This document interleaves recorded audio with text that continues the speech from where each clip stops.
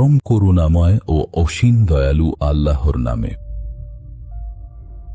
মহাবিশ্বের গভীরে সৃষ্টির রহস্য লুকিয়ে আছে, যা পবিত্র কুরআন 1400 বছর আগেই প্রকাশ করেছে।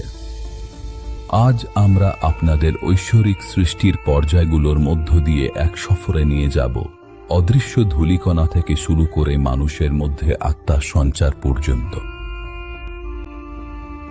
আল্লাহ তাআলা বলেন, আকাশমণ্ডলী ও পৃথিবীতে যা কিছু আছে তারা ইচ্ছায় বা অনিচ্ছায় আল্লাহর কাছে সিজদা করে। নিশ্চয়ই আল্লাহ 7টি আকাশ সৃষ্টি করেছেন গোলাকার আকৃতিতে, যাতে সৃষ্টিজগত তাওয়াফের ভঙ্গিতে তাকে সিজদা করতে পারে। প্রথম পর্যায় আবধারিয়াত বা অন্ধকার শক্তি। বিক্ষিপ্তকারী ধূলিকণার শপথ সেই অন্ধকার শক্তির প্রতিনিধিত্ব করে যা আল্লাহর নির্দেশে মহাবিশ্বকে রক্ষা করে। দ্বিতীয় পর্যায় পরমাণু বা একক সত্তা। তিনি তোমাদের এক সত্তা থেকে সৃষ্টি করেছেন, যা সমস্ত সৃষ্টির মূল ভিত্তি, যেখানে ইলেকট্রনগুলো প্রোটনের চারপাশে আলোর গতির প্রায় অর্ধেক গতিতে ঘোরে। তৃতীয় পর্যায়ে জল, জীবনের উৎস। আর আমি জল থেকে প্রতিটি জীবন্ত বস্তু সৃষ্টি করেছি। জলই একমাত্র বস্তু যা জমাট বাঁধার সময় প্রসারিত হয়, যা ঐশ্বরিক পরিকল্পনার নিখুঁততার প্রমাণ। চতুর্থ পর্যায় মহাজাগতিক ধোঁয়া। অতঃপর তিনি আকাশের দিকে মনোনিবেশ করলেন যখন তা ছিল ধোঁয়াচ্ছন্ন। এটি আকাশ সৃষ্টির শুরুতে ধূলিকণা ও গ্যাসের উপস্থিতিকে নির্দেশ করে। পঞ্চম পর্যায় পৃথিবী, সূর্য ও চন্দ্রের গঠন। আল্লাহই সৃষ্টি করেছেন 7টি আকাশ এবং পৃথিবী থেকেও অনুরূপ। এটি একটি বহুমুখী মহাজাগতিক ব্যবস্থা। ষষ্ঠ পর্যায় 7 আকাশ। অতঃপর তিনি 2 দিনে 7 আকাশ সম্পন্ন করলেন এবং প্রতীকী আকাশে তার বিধান পাঠালেন। সপ্তম পর্যায় সময়, একটি ঐশ্বরিক কর্মসূচি হিসেবে।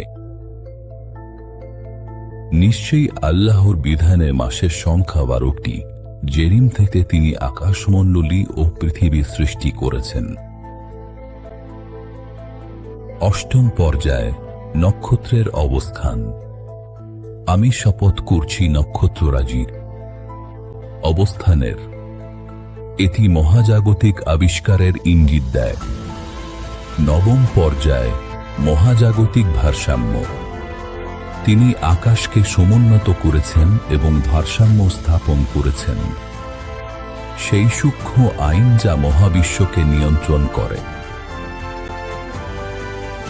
দশম পর্যায়ে আকাশমণ্ডলীর জীবজন্তু। তাঁর নিদর্শনাবলীর মধ্যে রয়েছে আকাশমণ্ডলী ও পৃথিবীর সৃষ্টি এবং এর মধ্যে তিনি যে জীবজন্তু ছড়িয়ে দিয়েছেন। একাদশ পর্যায়ে ফেরেশতাগণ। যিনি ফেরেশতাদের বার্তাবাহক করেছেন, বাতাস, অণু এবং জল থেকে সৃষ্ট জীব যারা আল্লাহর পদ্ধতি বাস্তবায়নের দায়িত্বে নিয়োজিত। দ্বাদশ পর্যায়ে জিন। আর জিনদের আমি এর আগে প্রখর অগ্নিশিখা থেকে সৃষ্টি করেছি। দায়িত্বপ্রাপ্ত অগ্নিময় সৃষ্টি। ত্রয়োদশ পর্যায়ে মানুষের আগের মানুষ। হে মানুষ, পুনরুত্থান সম্পর্কে যদি তোমাদের কোনো সন্দেহ থাকে, তবে জেনে রেখো আমি তোমাদের মাটি থেকে সৃষ্টি করেছি। আল্লাহ তাদের মাটি থেকে সৃষ্টি করেছেন, কিন্তু আত্মা ফুঁকে দেওয়া ছাড়াই। চতুর্দশ পর্যায়ে আদম ও হাওয়া, আত্মা ফুঁকে দেওয়া। তারপর তিনি তাকে সুঠাম করেছেন এবং তার মধ্যে নিজের রূহ ফুঁকে দিয়েছেন। গাণিতিক সমীকরণকে বৈজ্ঞানিক আবিষ্কারে রূপান্তর করার ক্ষমতার বিশেষ ঐশ্বরিক সম্মান।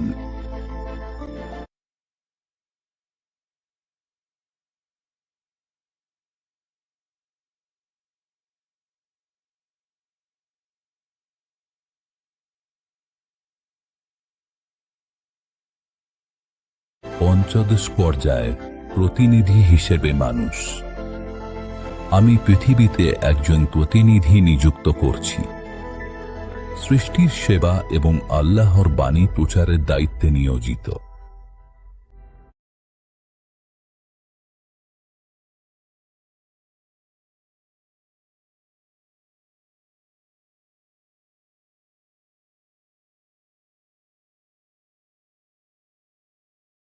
ষোড়শ পর্যায়ে অদৃশ্যের সৃষ্টিসমূহ, এবং তিনি এমন কিছু সৃষ্টি করেন যা তোমরা জানো না।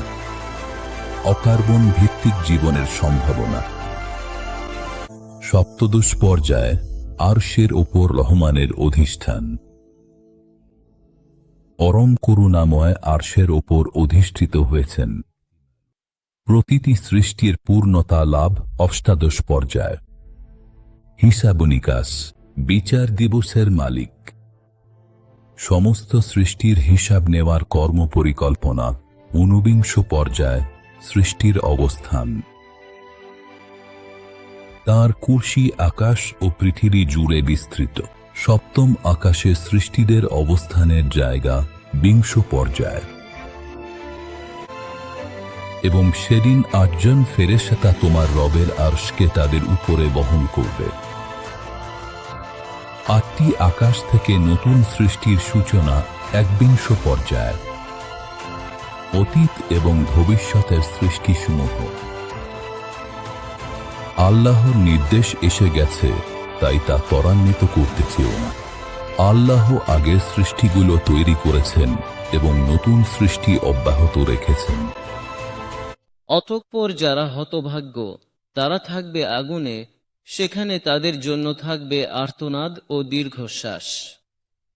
তারা সেখানে স্থায়ী হবে যতদিন আসমান ও জমিন বিদ্যমান থাকবে, তবে তোমার প্রতিপালক যা ইচ্ছে করেন। নিশ্চয়ই তোমার প্রতিপালক যা চান তাই করেন। আর যারা ভাগ্যবান তারা থাকবে জান্নাতে, সেখানে তারা স্থায়ী হবে। সেখানে যতদিন আসমান ও জমিন বিদ্যমান থাকবে, তবে তোমার প্রতিপালক যা ইচ্ছে করেন। এক নিরবচ্ছিন্ন পুরস্কার। ২২তম পর্যায় আল্লাহ সমস্ত সৃষ্টির সাথে আছেন। দৃষ্টি তাকে আয়ত্ত করতে পারে না, কিন্তু তিনি সমস্ত দৃষ্টিকে আয়ত্ত করেন।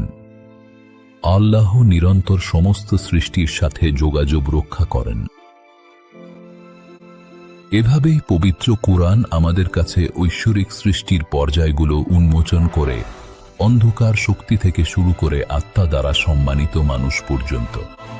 এটি সময় ও স্থানের মধ্য দিয়ে এক যাত্রা যা প্রকাশ করে সৃষ্টিকর্তার মহিমা এবং মহাবিশ্ব পরিচালনায় তাঁর প্রজ্ঞা।